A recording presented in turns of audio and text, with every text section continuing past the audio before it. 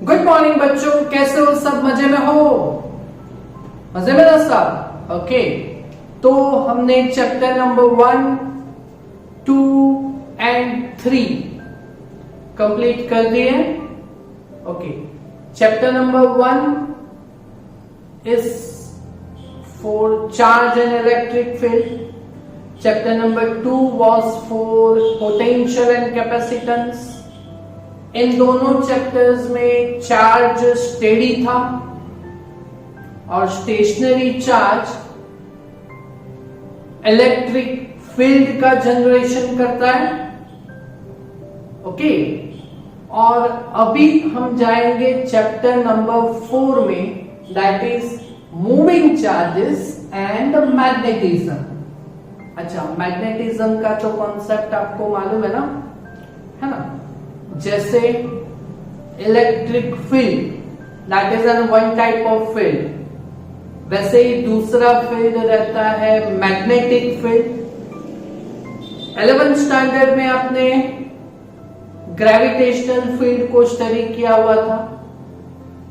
वैसे ही chapter number 1, 2, 3 में आपने इलेक्ट्रिक फील्ड स्टडी किया हुआ है कि जब भी चार्ज स्टेशनरी होता है ना, तो वो अपने आसपास दूसरे चार्जेस को अट्रैक्ट या रिपल्स करने का कैरेक्टरिस्टिक जनरेट करता था.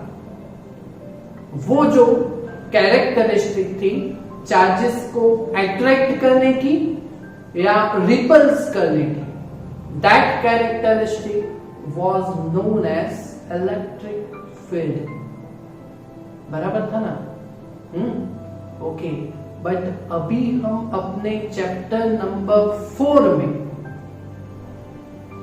इलेक्ट्रिक फील्ड से हम दूसरे फील्ड में जाने वाले हैं, that is magnetic field. That is magnetic field. जैसे इलेक्ट्रिक फील्ड का सिंबल हमने लिया था कैपिटल ई, वैसे मैग्नेटिक फील्ड का हम सिंबल लेंगे कैपिटल बी. मैग्नेटिक फील्ड का सिंबल क्या लेंगे हम? कैपिटल बी, है ना? तो चैप्टर का स्टार्ट कुछ ऐसा है कि मैग्नेटिक फील्ड में अपना फिजिक्स एंटर कैसे होगा, तो वो समझेंगे पहले, है ना? तो कुछ ऐसी बात है कि ऑर्स्टेड एक साइंटिस्ट था. ऑर्स्टेड एक साइंटिस्ट था, उसने एक एक्सपेरिमेंट किया हुआ था. तो उसने एक्सपेरिमेंट में कुछ ऐसा देखा, कुछ ऐसे अरेंजमेंट किया कि उसने एक स्ट्रेट कंडक्टिंग वायर लिया. दिख रहा है आपको एक स्ट्रेट कंडक्टिंग वायर, है ना? इस वायर में से उसको करंट पास करने के लिए उसने दो एंड्स के बीच बैटरी कनेक्ट की और उस बैटरी को ऑन ऑफ करने के लिए की, एक सिंपल की लिया. बराबर है? ओके.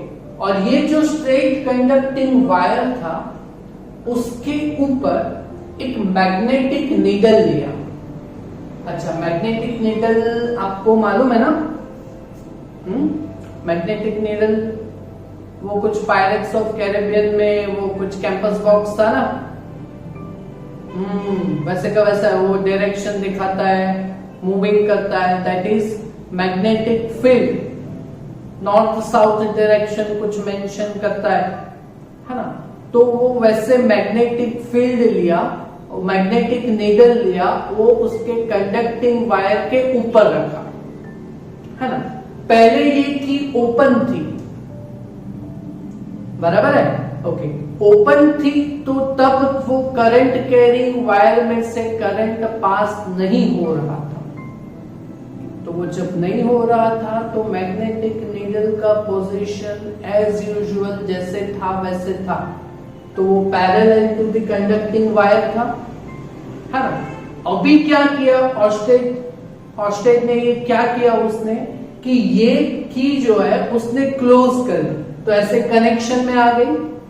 ओके, कनेक्शन में आ जाएगा तब ये करंट ये कंडक्टिंग वायर में से पास होगा, है ना। तो जब ये कंडक्टिंग वायर में से करंट पास हुआ ना, सिंपल स्टोरी है, बहुत मस्त है ना, सिंपल स्टोरी है, बस आप समझिए। तो जब ये करंट ये कंडक्टिंग स्ट्रेट वायर में से पास हुआ ना, तो तब उसने क्या ऑब्जर्व किया, तो उसने ऑब्जर्व किया कि ये जो मैग्नेटिक नीडल है ना, ये जो मैग्नेटिक नीडल है ना, तो उसने ऑब्जर्व किया कि ये magnetic needle normal to the plane of wire हो गया, है ना। अभी पैरेलल था ना, तो उसने बाद में देखा कि ये जो मैग्नेटिक नीडल था वो नॉर्मल टू द वायर हो गया, है ना, डिफ्लेक्ट करके। तो ऐसे था, तो ये मैग्नेटिक नीडल ऐसे हो गया, है ना। तो magnetic needle shows magnetic field, capital B, magnetic field. Okay, तो तब उसने बोला कि अब हम एंटर हो गए किसमें, इलेक्ट्रिसिटी से मैग्नेटिज्म में हम एंटर हो गए। जब भी करंट पास होता है, दैट इज मूविंग चार्ज, तो कभी भी जब किसी वायर में से करंट पास होता है, कंडक्टिंग वायर में से, है ना, तो वो वायर के आसपास, दैट इज सराउंडिंग में, है ना, मैग्नेटिक फील्ड जनरेट होता है। तो वो मैग्नेटिक नीडल का डिफ्लेक्शन था, that shows the presence of magnetic field. समझ में आ रहा है ना, एकदम सिंपल वे में, एकदम धीरे से समझा रहा हूं, है ना, कॉन्सेप्ट है, तो वो आपको समझ में आना ही चाहिए। अभी ये चैप्टर का स्टार्ट है, आप जितना अच्छे से समझोगे, है ना, तो उतना ज्यादा आपको चैप्टर में मजा आएगा। अभी से बोर हो गए तो कैसे चलेगा। चैप्टर नंबर 1 to 4 वो बड़े चैप्टर्स हैं, बाकी के सब चैप्टर्स बहुत छोटे हैं, है ना, इसके आधे आधे के लेवल में। ओके, तो आ गए ना, इलेक्ट्रिसिटी से मैग्नेटिज्म में आप अपने पैर रख दिया ना, आ गए आप मैग्नेटिक फील्ड में, तो वो entering of electricity to magnetism में जो मेन साइंटिस्ट था, दैट वाज ऑस्टेड। उसने ये एक्सपेरिमेंट किया, है ना, कि जब भी वायर में से करंट पास हुआ तो magnetic field, magnetic needle was deflected and arranged normal to the plane of wire, है ना। तो वो conclusion, when a current passes through any conductor, it generates magnetic field surrounding it, that is conclusion। वैसे था Oersted का experiment. Clear? In simple one line, जब भी wire में से करंट पास होता है, that is moving charges, okay, तब ये वायर के, कंडक्टिंग वायर के सराउंडिंग में मैग्नेटिक फील्ड जनरेट होता है। समझ में आ रहा है? पक्का? मस्त है ना, बोर तो नहीं हो रहा है ना? ओके, समझ में आ रहा है ना? हाँ, तो वो मैग्नेटिक फील्ड जनरेट करता है। Moving charges, that is current, generates magnetic field surrounding the conducting wire। Okay, तो ये जो मैग्नेटिक फील्ड है, दैट इज, ये जो मैग्नेटिक फील्ड है, that is a vector quantity, it has a direction, है ना। तो ऑस्टेड ने कुछ ऐसा भी देखा था कि जब ये करंट का डायरेक्शन उसने जब रिवर्स किया, है ना, तो मैग्नेटिक निडल का जो ये डिफ्लेक्शन है वो भी पूरा रिवर्स हुआ था। ओके, तो according to the direction of current, according to the direction of moving charges, ये मैग्नेटिक फील्ड का जो डायरेक्शन है ना, वो कैसे आप जस्टिफाई कर सकते हो, कैसे आप एक्सप्लेन कर सकते हो, कैसे आप अंडरस्टैंडिंग में ले सकते हो, that is our right hand screw law, that is our right hand screw law, है ना। तो डायग्राम से हम यहां पे समझेंगे कि वायर में, कंडक्टिंग वायर में करंट की डायरेक्शन कौन सी होती है, तो मैग्नेटिक फील्ड का डायरेक्शन कौन सा रहता है, बराबर है। तो वो समझने के लिए ये डायग्राम है, और ये अपना डायरेक्शन ऑफ मैग्नेटिक फील्ड है ना, ये अपना मेन कॉन्सेप्ट है। अगर ये आपको समझ में आएगा तभी आप ये चैप्टर के कॉन्सेप्ट को समझ सकोगे। ओके, तो देखो यहां पे explanation of direction of magnetic field due to current carrying wire. Okay, तो देखो यहां पे एक वायर लेंगे हम, बट डायग्राम में देखिए यहां पे तो वायर आपको दिख ही नहीं रहा है, वायर तो ऐसे स्ट्रेट लाइन रहता है, वायर आपको दिख रहा है, नहीं दिख रहा है। तो ये डायग्राम में कुछ ऐसे है, ये डायग्राम में कुछ ऐसे है कि ये जो वायर है वो normal to the plane of board है ना। तो कुछ ऐसे यहाँ पे वायर कुछ हमने ऐसे रखा हुआ है, तो ये स्ट्रेट लाइन वायर हमने ऐसे नहीं रखा, ऐसे रखा हुआ है। दैट इज वाई आपको वायर का सिर्फ ये राउंड पोर्शन दिख रहा है ना, और बीच में यहां पे डॉट साइन इंडिकेट किया हुआ है, बराबर है। और वैसे ही यहां पे फिगर नंबर 2 में यहां पे that is point number 1 and this is our point number 2। ये कॉन्सेप्ट के लिए समझो, समझना इंपॉर्टेंट है, रट्टा मत मारिए, है ना। इंपॉर्टेंट कॉन्सेप्ट है कि दूसरे पॉइंट में करंट कैरिंग वायर वो तो ऐसे ही है, normal to the plane of board है ना, बट करंट इसमें आइदर इनसाइड और either outside of the plane है ना। तो उसके लिए यहां पे साइन इंडिकेट किया हुआ है क्रॉस। तो ये डॉट और क्रॉस मेंशन करते हैं moving charges, that is current का डायरेक्शन। तो ये डॉट हमें क्या इंडिकेट्स करता है ना। तो ये डॉट इंडिकेट्स करता है कि that current in wire is normal to plane outside. तो अगर डॉट है मतलब ये वायर ऐसे है नॉर्मल टू द प्लेन, और करंट आउटसाइड आ रहा है ना। तो वो करंट ऐसे बाहर की तरफ आ रहा है, और ये जो क्रॉस आपको इंडिकेट करता है कि यहाँ पे जो करंट है वो normal to the plane, cross है मतलब अंदर की तरफ है। Dot means outside, current is outside the board of plane है ना। और cross sign indicates current is normal to plane but inside. तो ये आप कैसे समझ सकते हो, रट्टा मारने की कोई जरूरत नहीं है ना। कोई बर्ड हो, पंछी है ना, अगर इस तरफ आ रहा बाहर की तरफ, तो बाहर की तरफ आएगा तो आगे की सिर्फ चोंच दिखेगी, चोंच है ना।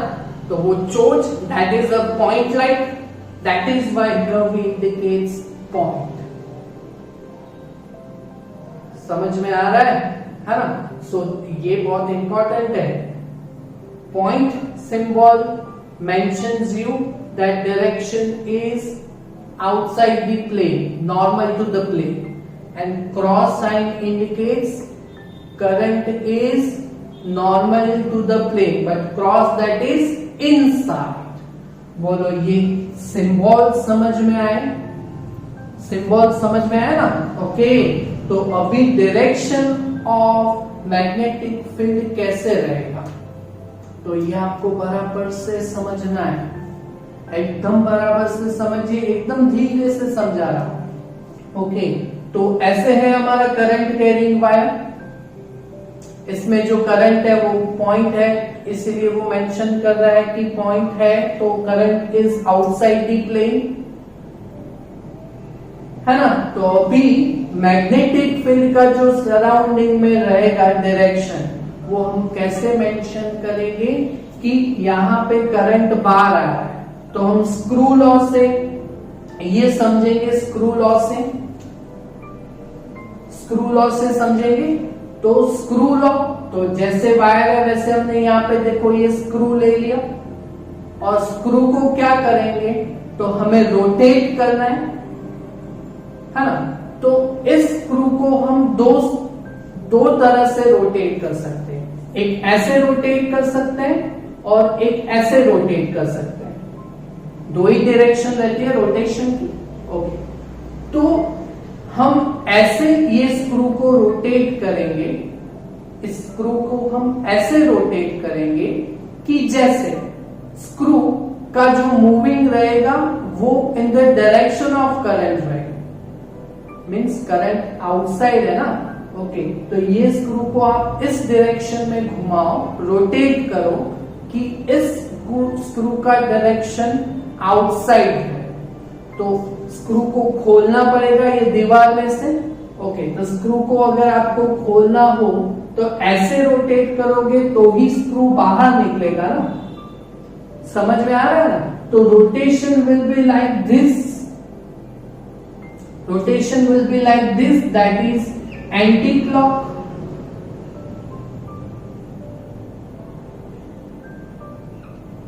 है ना।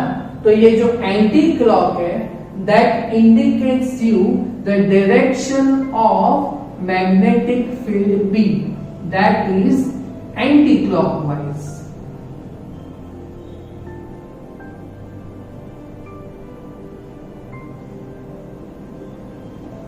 बोलो समझ में आया, है ना। ओके, तो देखो दूसरा प्रैक्टिस में रखेंगे तो और ज्यादा समझ में आएगा आपको। ओके, दूसरे में देखो कि करंट इस वायर में normal to the plane inside है, क्रॉस मेंशन कर रहा है, क्रॉस साइन। ओके ओके, तो हम ऐसे हैं, तो स्क्रू को हम ऐसे घुमाएं कि ये करंट की डायरेक्शन में जाए स्क्रू, तो करंट की डायरेक्शन अंदर की तरफ है ना, तो ये स्क्रू फिट होना चाहिए ये दीवार में। ओके, तो स्क्रू को अगर आपको फिट करना हो तो ऐसे घुमाओगे, ऐसे, हाँ, तो ये ऐसे घुमाएंगे हम। ओके, तो that is direction of magnetic field. Okay, so ऐसे घुमाएंगे तो स्क्रू अंदर जाएगा। ओके, तो ऐसे घुमाएंगे that is clockwise, that is direction of magnetic field, that is B. B का मैग्नेटिक फील्ड का सिंबल है, डिनोट किया गया हुआ है बी से। ओके, तो that indicates magnetic field is clockwise. बोलो क्लियर, है ना। इसको हम दूसरा लॉ भी बोल सकते हैं, राइट हैंड थंब लॉ। अच्छा, वो भी स्टैंडर्ड 9 में आप स्टडी करके आए ना, screw law and thumb law आपने स्टडी किया हुआ है, स्टैंडर्ड 9-10 में आपने स्टडी किया हुआ है ना। तो और 11th में भी हमने स्टडी किया हुआ था ना, ए क्रॉस बी का डायरेक्शन स्क्रू से, है ना। तो वो वापस यहाँ पे स्क्रू का लॉ तो समझा दी, अभी थंब का लॉ। ओके, तो राइट हैंड थंब लॉ, तो ये मेरा राइट हैंड है। ओके, और यहां पे dot sign indicates outside the plane. Okay, तो थंब को मैं राइट हैंड के थंब को मैं ऐसे रखूंगा कि वो प्लेन के नॉर्मली आउटसाइड हो, तो वो ऐसे ही रहेगा। तो मेरी ये जो 4 उंगलियां है फिंगर्स, वो ऐसे रोटेट हो रही है ऐसे, तो दैट इज ऐसे। तो ये साइन इंडिकेट्स करता है मैग्नेटिक फील्ड का डायरेक्शन। या तो ये राइट हैंड थंब लॉ भी यहाँ पे प्रूव हो रहा है ना। अभी इसमें राइट हैंड का थंब ऐसे जाएगी, ये सिंबल इंडिकेट्स कर रहा है इनसाइड, तो ये राइट हैंड थंब, ये थंब इनसाइड। ओके, तो मेरी ये जो उंगली है वो ऐसे रोटेट होगी ऐसे, हाँ, तो ये इस साइड के डायरेक्शन में मैग्नेटिक फील्ड बी यहाँ पे मेंशन हो रहा है। ओके, तो दैट इज क्लॉकवाइज। ओके, तो ये right hand screw and thumb law से हम मैग्नेटिक फील्ड का direction according to the moving charges that is current हम यहाँ पे जस्टिफाई कर सकते हैं। बोलो, समझ में आया? समझ में आया? क्लियर? Got it? पक्का ना? ये एकदम इंपॉर्टेंट कॉन्सेप्ट था, एकदम इंपॉर्टेंट कॉन्सेप्ट था। चलो, ऐसे ही आगे की बात करो तो हमने मैग्नेटिक फील्ड जनरेट कर दिया है।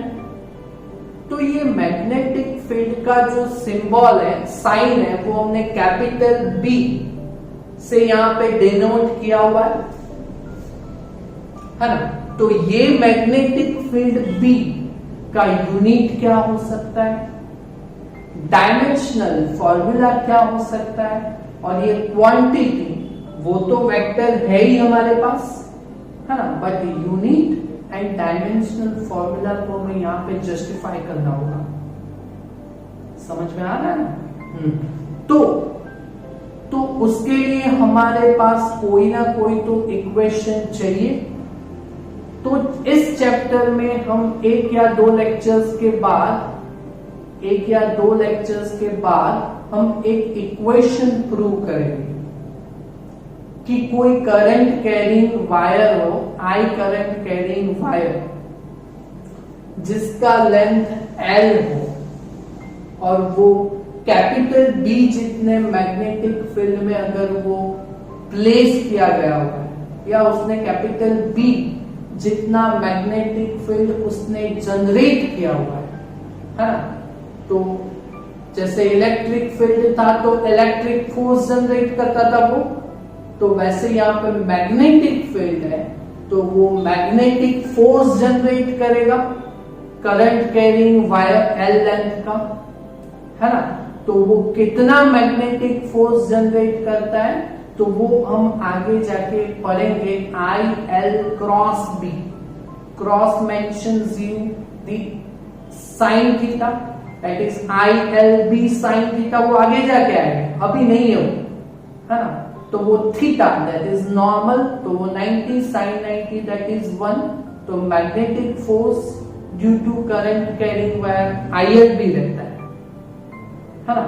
बट याद रखने के लिए यहाँ पे तो सिर्फ याद रखने के लिए यूनिट और डायमेंशनल फॉर्मूला को यहाँ पे हमें MCQ में समझने के लिए ये इक्वेशन है F is equal to BIL, ILB that is BIL, है ना, बिल।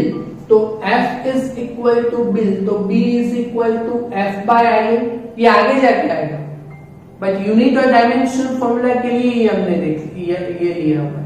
ओके, तो B is equal to F by IL, है ना। अगर यहां से हमें मैग्नेटिक फील्ड का अगर डेफिनेशन देना तो जो भी डिवाइड में per unit, okay, so magnetic force in a current carrying wire per unit current per unit length is called magnetic field. Okay, but यहाँ से हमें यूनिट अगर जस्टिफाई करना हो तो unit that is F by IL, IL है ना, F by IL है ना यहाँ पे में मैग्नेटिक फील्ड, तो F दैट इज फोर्स, तो वो Newton divide by I current ampere into L that is length, तो वो मीटर होगा यहाँ पे। और ये जो मैग्नेटिक फील्ड है है ना, तो उसका यूनिट वो ये हम कहां पे भी नहीं लिखेंगे, है ना। इसका यूनिट एक साइंटिस्ट था, वो साइक्लोट्रॉन का उसने कुछ एक्सप्लेनेशन दिया हुआ था, है ना, आगे जाके आएगा। ओके, तो वो साइंटिस्ट के रिमेम्बरेंस में उसका यूनिट लिया गया हुआ है। उस साइंटिस्ट का नाम था टेस्ला, नॉट सस्ला, टेस्ला। वो कार का कुछ कंपनी का नेम भी है ना, टेस्ला जैसा कुछ। हाँ, वो सुना है ना नाम टेस्ला। ओके, तो मैग्नेटिक फील्ड का यूनिट है Tesla.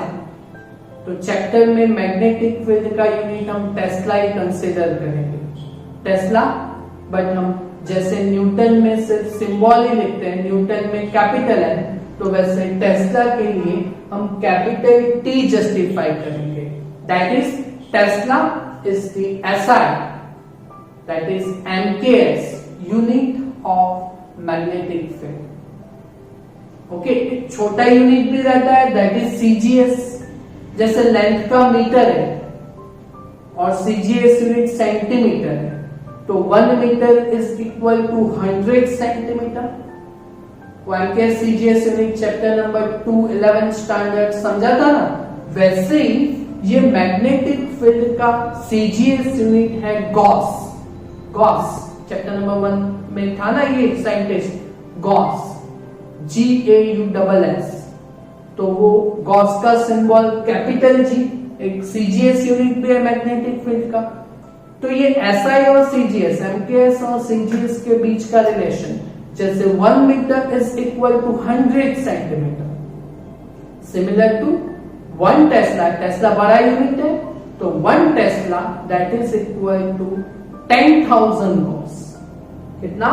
10,000 gauss, that is 10 raised to 1 2 3 4, 10 raised to 4 Gauss. Clear? समझ में आया? तो गॉस, टेस्ला का गॉस में कन्वर्ट करना हो तो 10 raised to 4 मल्टीप्लाई करेंगे, और अगर गॉस से टेस्ला में कन्वर्ट करना हो छोटे से बड़े यूनिट में, तो 10 raised to -4 मल्टीप्लाई करेंगे, है ना। तो ये तो आगे जाके आएगा, तो मैं आपको समझाऊंगा। हो गया? और डायमेंशनल फॉर्मूला वो तो आपको सब मालूम ही होना चाहिए, वो तो ऑफलाइन लेक्चर्स में आपने सब डायमेंशनल फॉर्मूला समझे हुए हैं, है ना। न्यूटन MLT 112 112, जिसमें 2 minus, divide by ampere that is fundamental quantity A1, metre that is not M1, meter is the unit of length, तो that is L, तो meter that is L1। Okay, इसको mix up करेंगे तो M1, L का जो order है वो यहाँ पे कैंसिल हो जाएगा, तो L0, T -2 and A -1। Okay, so that is the dimensional formula for magnetic field, capital B, और उसका यूनिट टेस्ला, कैपिटल T। और ये क्वांटिटी कौन सी है? तो इट हैज डायरेक्शन, यहाँ पे देखा हमने, है ना, तो उसका यूनिट है वेक्टर। समझ में आया, है ना। Hoping that you are getting everything here clearly, है ना। एक बार नहीं तो 2 बार देखिएगा, बट ये डायरेक्शन वाला कॉन्सेप्ट आपको समझ में आना ही चाहिए, ये कॉन्सेप्ट में एकदम इंपॉर्टेंट है। ओके, हो जाएगा कंप्लीट, पक्का? ओके, तो इतना आप कंप्लीट कीजिएगा, है ना। Thank you very much.